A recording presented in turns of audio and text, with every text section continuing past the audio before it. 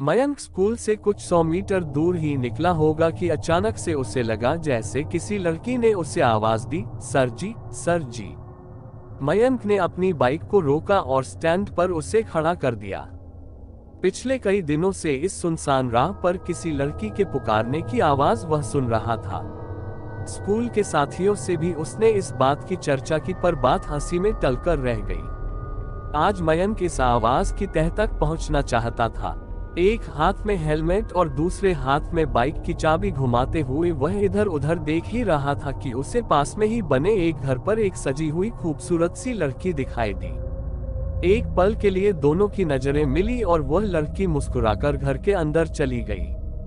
मयंक ने गांव के लोगों के बीच इतनी खूबसूरत लड़की का दीदार अभी तक नहीं किया था। यूं तो मयंक को प्राइमरी स्कूल में पहली पोस्टिंग मिले लगभग 1 वर्ष हो चला था। अपने माता पिता और घर से दूर मयंक अकेला रहकर अपने जीवन के मजे ले रहा था। सुंदर सजी धजी लड़की को देखकर उसके मन में उसके प्रति उससे मिलने की उत्सुकता बढ़ने लगी। उसकी मुस्कुराहट उसे आमंत्रण दे गई थी। वह उस आवाज को भूल लड़की के रूप रंग के आकर्षण में बंद कर उधर खींचने लगा। दोस्तों, इससे पहले कहानी सुनाओ आपसे हाथ जोड़कर निवेदन है, प्लीज मेरे चैनल को सब्सक्राइब करें। अगर आप भी अपने बूढ़े दादा दादी से प्यार करते हो तो। दोस्तों, वीडियो बनाने में बहुत मेहनत लगती है, प्लीज दोस्तों चैनल को सब्सक्राइब कर दो। यार, इस सुनसान जगह, गांव से बाहर और खूबसूरत बला, वह क्या बात है, कहीं यह मेरे लिए प्रभु का प्रसाद तो नहीं। और न जाने कैसे कैसे विचार में खोया मयंक उस घर की ओर बढ़ चला। जैसे ही वह घर के नजदीक पहुंचा, लड़की ने अंदर से आवाज लगाई, मयंक सर, आ जाओ। उस लड़की के मुंह से अपने नाम को सुनकर मयंक आश्चर्य में पड़ गया। मैंने तो उस लड़की को आज तक नहीं देखा, पर यह मेरा नाम कैसे जानती है? और यह भी जानती है कि मैं टीचर हूँ। यार, कहीं कोई मुसीबत तो नहीं? वह एक पल के लिए घबराया और झिझकते हुए उसके कदम रुक गए। तभी वह लड़की बाहर आते हुए बोली, क्या हुआ सर, आइए ना।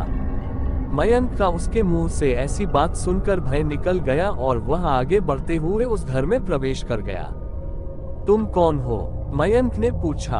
अरे सर, पहले आप आराम से बैठो, उसने चारपाई की ओर इशारा करते हुए कहा। लगता है आप काफी घबराए हुए हैं। अरे नहीं, भला मैं क्यों घबराने लगा? लगता है आप मुझे कोई भूत चुड़ैल समझ बैठे हैं। क्यों सर? लड़की ने कहा। भूत चुड़ैल? अरे नहीं, अगर चुड़ैल इतनी सुंदर होती तो हर आदमी चुड़ैल से ही विवाह न करता। फिर इन लड़कियों का क्या होता? मयंक की बात सुनकर वह लड़की मुस्कुराकर बोली, सही कहा आपने सर, फिर हम जैसों को कोई क्यों पूछता? अरे तुम्हारे चाहने वालों की कोई कमी थोड़ी ही होगी। पर एक बात समझ नहीं आई कि गांव छोड़कर वीरान जगह में तुम अकेली। मयंक आगे कुछ कहता वह लड़की बोली, क्या बताएं सर, ये तो हमारी सजा है जो गांव वालों ने मेरे माँ बाप को उनके कर्मों की सजा दी है। क्या करे, वह तो मुझे छोड़कर चल बसे, लेकिन मैं यहाँ अकेली रह गई। गांव वालों ने माँ बाप को सजा दी, लेकिन क्यों? मयंक ने पूछा।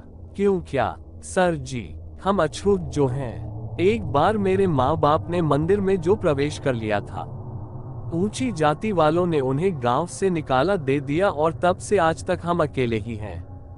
अकेले ही मतलब अछूत हैं तो क्या हुआ? क्या अछूत इंसान नहीं होते? क्या उनके दिल और जान नहीं होती? मगर इस गांव में किसी ने इस बात का विरोध नहीं किया। कौन विरोध करता सर जी? हर इंसान आप जैसा रहम दिल थोड़े ही होता है। मयंक ने उठकर उस लड़की का हाथ अपने दोनों हाथों में पकड़ते हुए कहा, ओह, ये सब आज की दुनिया में अभी भी हो रहा है। आओ मेरे पास बैठो, मैं समय देखकर तुम्हारी बात गांव वालों से कहूंगा। अरे नहीं सर जी, नहीं करना ऐसा सब, वरना तुम परेशानी में पड़ जाओगे। तुम परदेसी की नौकरी खतरे में पड़ जाएगी। अरे तुम चिंता ना करो, मैं भी ऊंची जाति का ही हूँ। ऊंची जाति का? सुनते ही लड़की ने अपना हाथ मयंक के हाथ से छुड़ा लिया। वह घबरा गई। मयंक उसकी बात और खूबसूरत हाथों के स्पर्श से उसके रंग में रंग चुका था। उसकी जवानी हिचकोर मारने लगी थी। वह बोला, अरे बात कहां से कहां पहुंच गई, मगर मैंने तुम्हारा नाम तक नहीं पूछा। नाम क्या करोगे मेरा नाम जानकर? सर जी, वैसे भी कल से मुझसे दूर ही हो जाने वाले हो। दूर हो जाने वाले? वह क्यों? मयंक ने चकित होकर पूछा। और क्या सर जी, आप ऊंची जाति के और हम एक अछूत। ओहो, छोड़ो इस बात को। मैं भले ही ब्राह्मण हूं पर मेरे विचार में सब समान है। मैं किसी ऊंच नीच को नहीं मानता। मयंक ने उस लड़की को अपनी बाहों में भरते हुए कहा। वह बोला, अब तो अपना नाम बता दो ना। मेरा नाम भी अछूतों जैसा ही है। सर जी, कजरी। वाह कजरी, सच में माँ बाप ने छांट कर रखा होगा तुम्हारा ये नाम। कजरी नाम लेते ही लगी नजर दूर भाग जाएगी। लेकिन सर जी, अभी तो आपकी बाइक दूर चली जाएगी यदि आपने ध्यान नहीं दिया तो।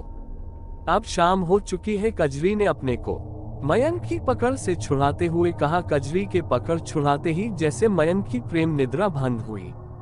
उसका वहां से जाने का मन तो न कर रहा था, किंतु उसे आज तो जाना ही पड़ेगा। वह हेलमेट उठाकर चला तो कजरी बोली, सर जी, अपनी चाबी मेरे पास क्यों छोड़े जाते हैं? मयंक ने मुड़कर कजरी की ओर देखा। वही मुस्कुराता चेहरा, हाथ में चाबी। एक पल फिर से देखते हुए बोला, वाह, मेरी चाबी रह गई। शायद अब ये तुम्हारे पास ही रहना चाहती है। कहते हुए वह आगे बढ़ गया। शाम का वक्त हो चला था। कुछ दूर चलने पर मयंक को अपने पीछे घुंघरुओं की छन छन की आवाज सुनाई देने लगी। उसने सोचा शायद कजरी उसे विदा करने आ रही होगी। उसने पीछे मुड़कर देखा तो वहां मयंक को अपने पीछे कौन दिखता है और आगे क्या होगा जानने के लिए पढ़ते रहिए कहानी का अगला भाग। दोस्तों, कहानी अच्छी लगी हो तो चैनल को सब्सक्राइब करें और वीडियो को लाइक और शेयर करें। Thanks for watching.